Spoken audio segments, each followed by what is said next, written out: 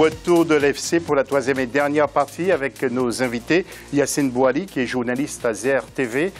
Il est donc originaire de l'Algérie. Il y a le retour d'Ibrahim Chako, qui est coordinateur donc, du TP Mazembe un peu partout dans le monde. Et puis notre éditorialiste Noureddine Sali.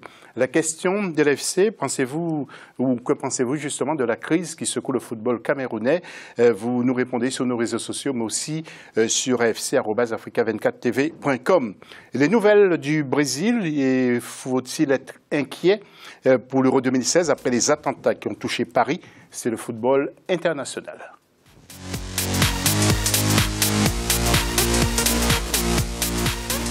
D'abord, l'Amérique du Sud, où on jouait, vous allez voir sur les images, aussi les éliminatoires de cette Coupe du Monde avec un certain Brésil-Argentine. Un but partout. Yacine, l'expulsion de David Luiz, donc ça a mis en colère Dunga. Vous avez vu ça? Oui. Oui, mais je pense que c'est pas dans le football, il y a des injustices. Même s'il a été expulsé d'une manière injuste, ça ne demande pas la réaction du coach, de l'entraîneur. C'est lui qui doit. Si lui il est énervé, qu'est-ce que ça va être son équipe? Donc dans quelles conditions il va mettre cette équipe brésilienne?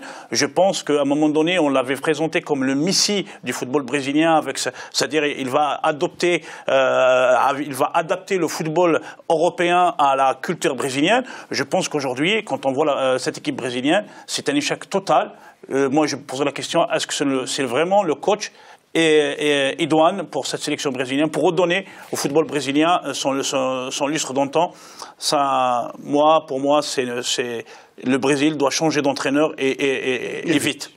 Joseph-Antoine Bell est en ligne avec nous. Alors, Joseph, quelques mots sur cette équipe du Brésil, Joseph?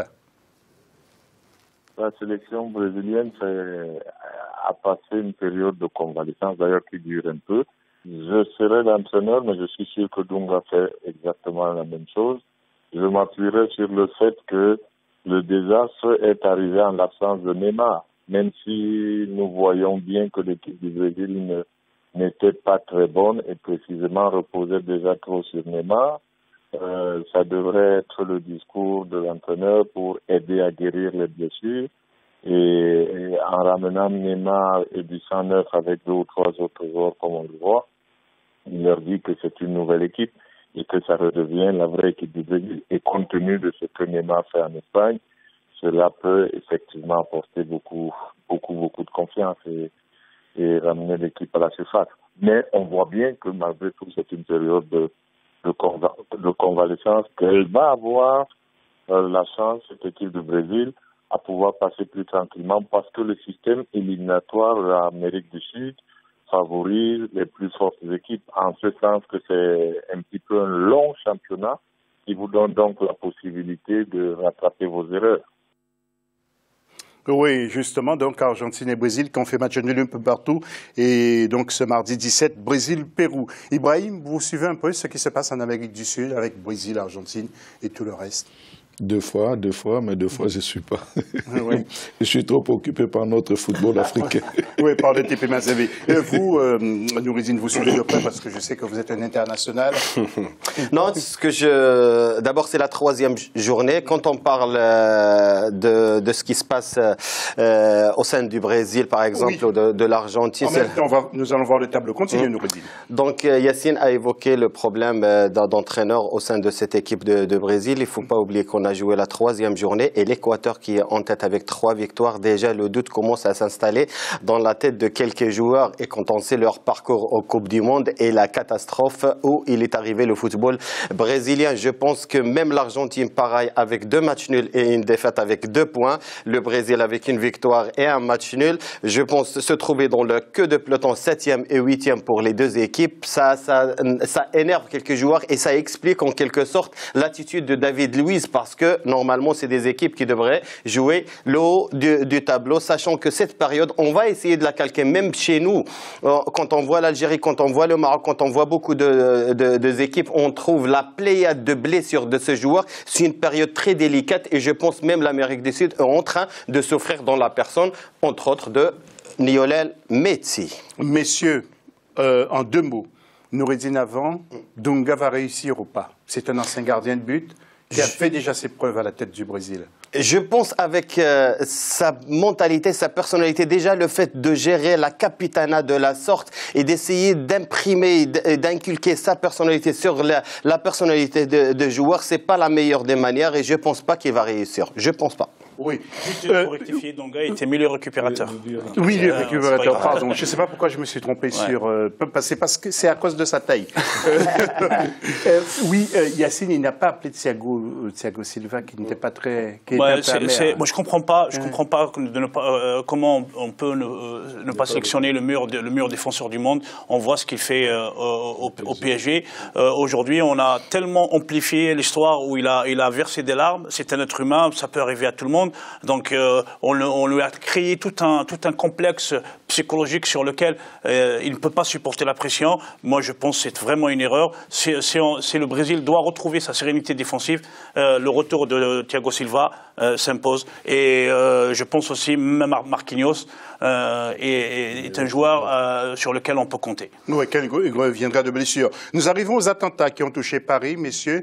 Je pense que vous avez tous été touchés par ce qui s'est passé avec des images du Stade de France que nous allons voir dans quelques instants, puis les dégâts qui ont été causés par, bien sûr, ces attentats. Nous allons voir ça en images d'ici quelques petites secondes.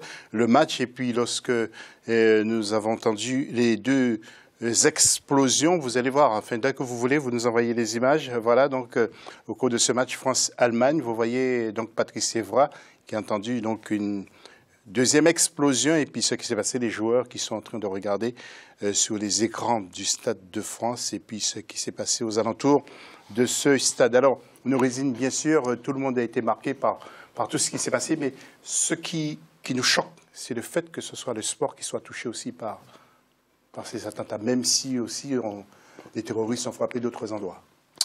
D'abord, notre pensée va aux victimes et à leurs familles et à tous ceux qui ont subi de loin ou de près ces attentats. C'est vrai qu'on était dans le stade.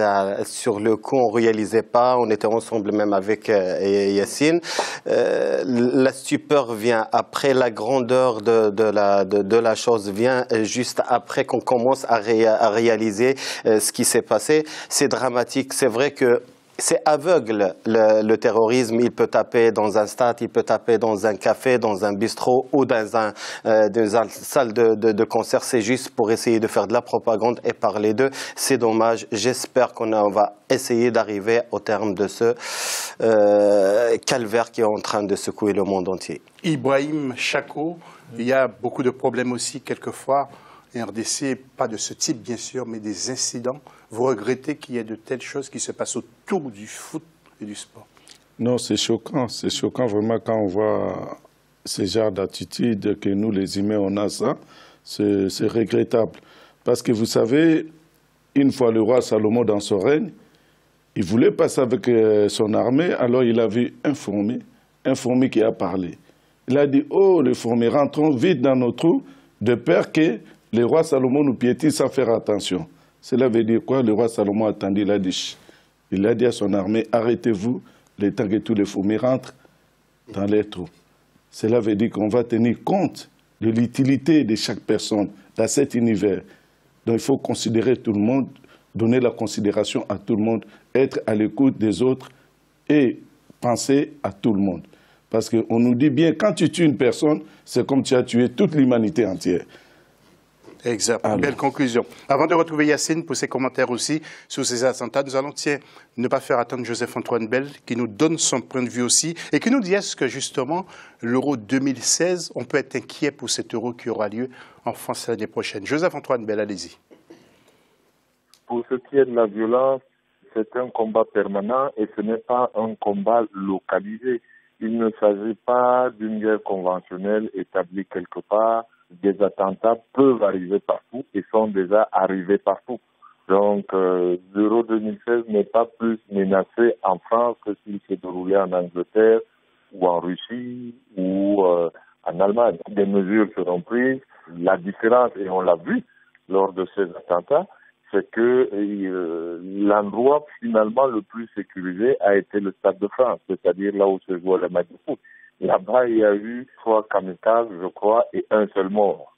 alors qu'il y avait 80 000 personnes dans le stade. Donc on voit bien que finalement, le stade, lui, peut être sécurisé parce qu'on sait où a lieu l'événement, tandis que protéger tout un pays en même temps et tout le temps, c'est forcément plus difficile. Donc, je ne crois pas qu'il faille réfléchir aujourd'hui en se disant que c'est l'euro qui est menacé.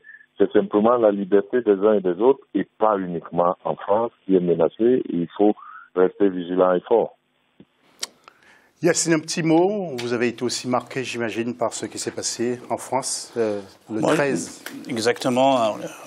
On était au stade, on a vu ce qui s'est passé. Même après, quand on est sorti, on a vu l'étendue du drame qui a secoué Paris et Saint-Denis. Moi, je dirais aujourd'hui, la recherche scientifique, elle a fait beaucoup d'avancées dans plein de domaines. Malheureusement, elle n'a pas encore trouvé d'antidote à la bêtise humaine. Ça, je mettrai sur le compte de la bêtise humaine. Et aujourd'hui, on ne devrait pas céder à la panique parce que la vie continue.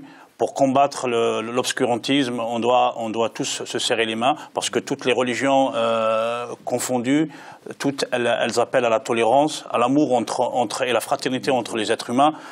Rien ne justifie de tuer des innocents ou de tuer un être humain.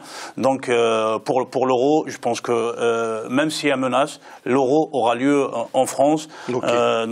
Donc ne cédons pas à la panique. Okay. Voilà, donc il faut se serrer, se mobiliser pour combattre cette terreur. Merci Yacine. Et nous aurons un tout dernier mot rapide d'Ibrahima Chako tout à l'heure. Alors pour la question et les réponses, aurons-nous des surprises pour le Mondial 2018? Il y a Ziara Nos Adoxi qui nous dit bien sûr, il y aura beaucoup de surprises car la chance fait partie du football moderne.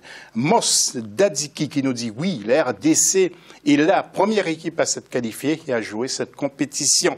Il y a aussi Éminence Chibola qui nous dit oui avec la RDC en finale, bien sûr. Et puis Macheke, Ramazani Erita qui nous dit bien sûr avec la présence de la RDC. Ça vous réjouit, hein, qu'on cite notamment la RDC sans arrêt comme ça, finaliste de la Coupe du Monde 2018. Vous vous rendez compte?